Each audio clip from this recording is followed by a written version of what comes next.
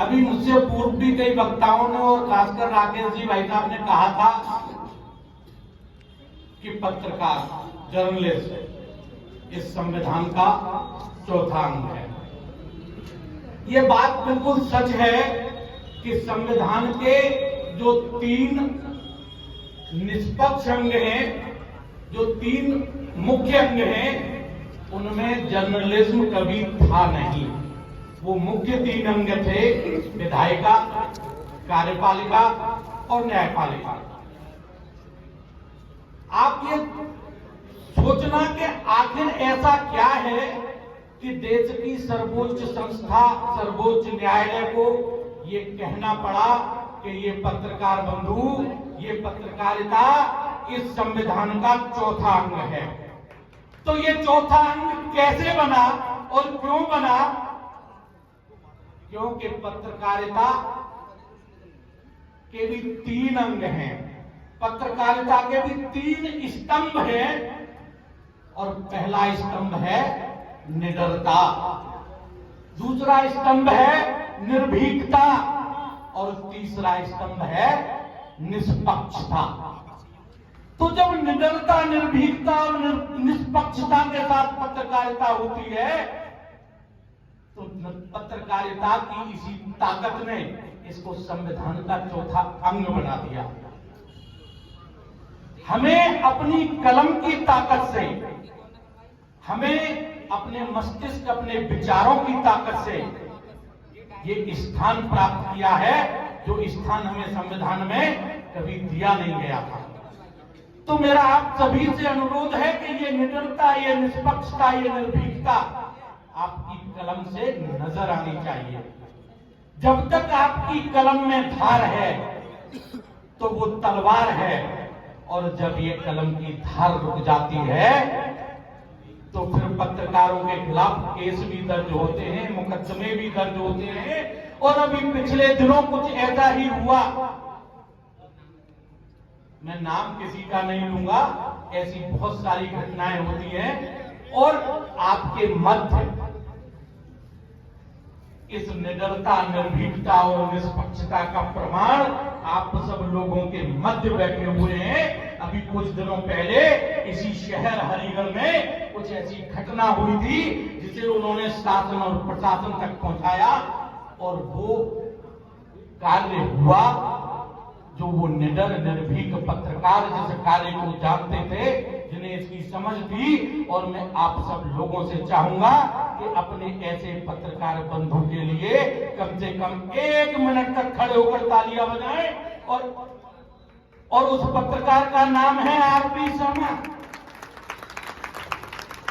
अभी पिछले दिनों पोखर का एक कांड हुआ था जिस पर इन्होंने किया था। तो जब जब पत्रकारिता आरपी शर्मा जैसी होगी, जब जब पत्रकारिता ब्रिटिश शासन में जिन पत्रकारों ने की, मैं ऐसे ही कुछ पत्रकारों के नाम आपके संज्ञान में लाना चाहूंगा, जिनमें पहला नाम आता है लाला लाजपत राय, जिन्होंने गो बैक साइमन का जब मुद्दा उठाया तो पूरे भारतवर्ष में ये उछल कर आ गया कि साइमन वापस आओ। और इसकी परिणति ये हुई कि उस जर्नलिस्ट को लाठियों से पीट पीट कर मार डाला गया। तो जब वो पत्रकारिता निर्भीक और निडर और निष्पक्ष होती है तो वो आग जला देती है, वो मशाल जला देती है, और वो इस देश को आजाद भी करा सकती है। तो इससे बड़ा और कोई कृत्य हो ही नहीं सकता। ये होती है पत्रकारिता।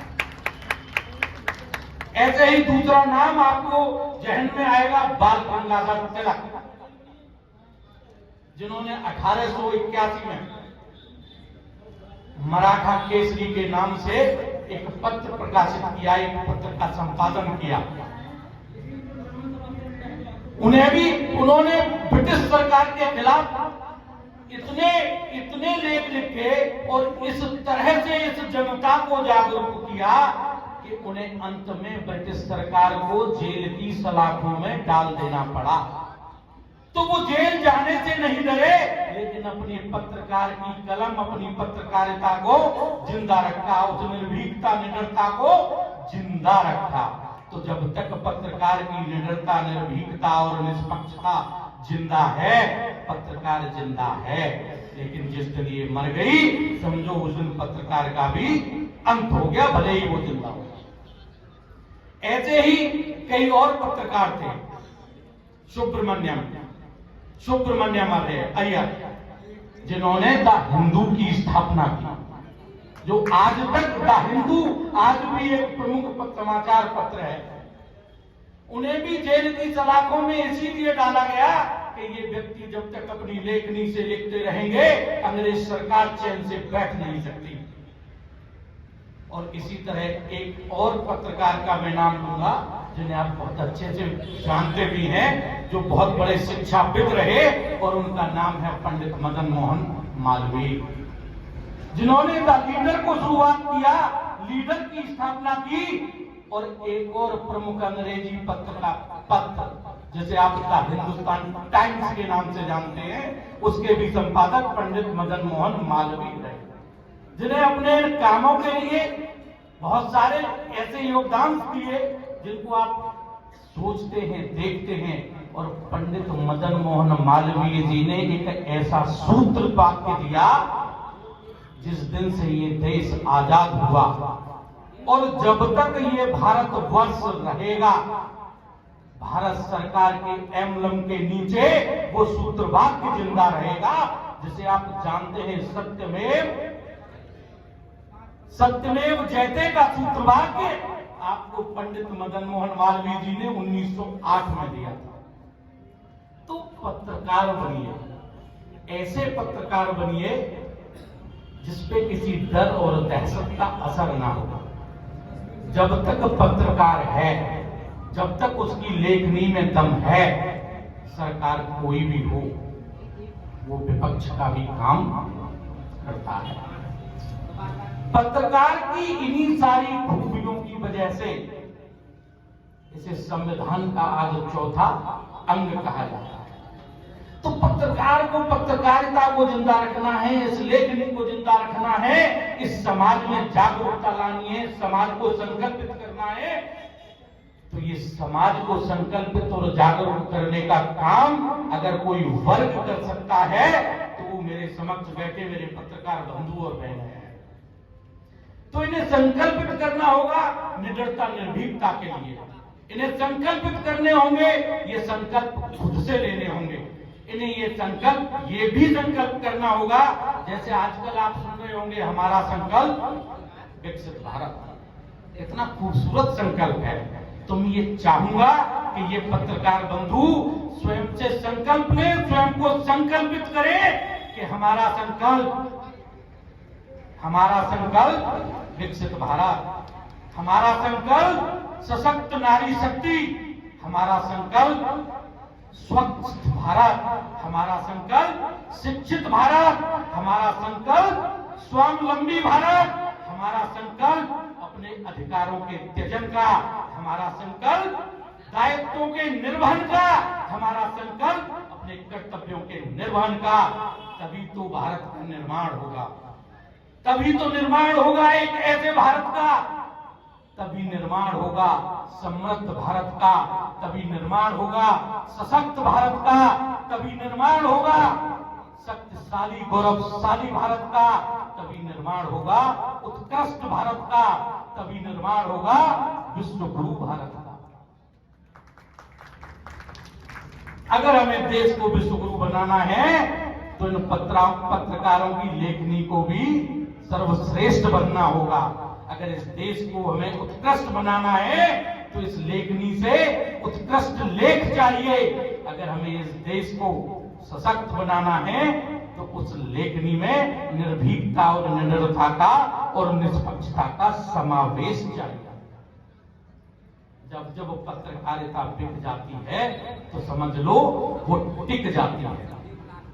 तो अगर इसे टिकने से बचाना है, तो अपने गुरूर को जन्म देना है, अपने स्वाभिमान को बचाना है, तभी हम इस देश का निर्माण कर पाएंगे। इस देश के निर्माण के लिए मेरे इन पत्रकार बंधुओं की सहभागिता अति आवश्यक है, इनका संकल्प अति आवश्यक है। जय हिंद, जय भारत, भारत माता की। और जैसा कि सबने कहा, अंत में मैं अपने मन की बात भी कह देता हूं। मेरा नाम नीरज शर्मा हरिगढ़। ये नाम परिवर्तन से हरिगढ़ नहीं बनेगा। ये हरिगढ़ बनाना है तो कुछ और करना होगा। इसे हरिगढ़ बनाने के लिए ये हरिगढ़ कैसा हो, जो लोगों को सपने दिखाने वाला नहीं, लोगों के सपने पूरे करने वाला शहर हो। ये हरिगढ़ ऐसा हो यहां से लोग पलायन न करें, बल्कि लोगों को बुलाने वाला हो। ये हरिगढ़ ऐसा हो जहां शांति हो, सद्भाव हो। ये हरिगढ़ ऐसा हो जहां मेरी नारी शक्ति सुरक्षित हो, उसका सम्मान हो, उसके साथ शुचितापूर्ण व्यवहार हो, तभी ये हरिगढ़ हरिगढ़ बनेगा। एक बार पुनः जय हिंद, जय भारत, जय श्री हरि, जय हरिगढ़। मैं आप लोगों से चाहूंगा कि अपने दोनों हाथ ऊपर करें और जोर से नारा लगाएं, जय हरि, जय श्री हरिगढ़।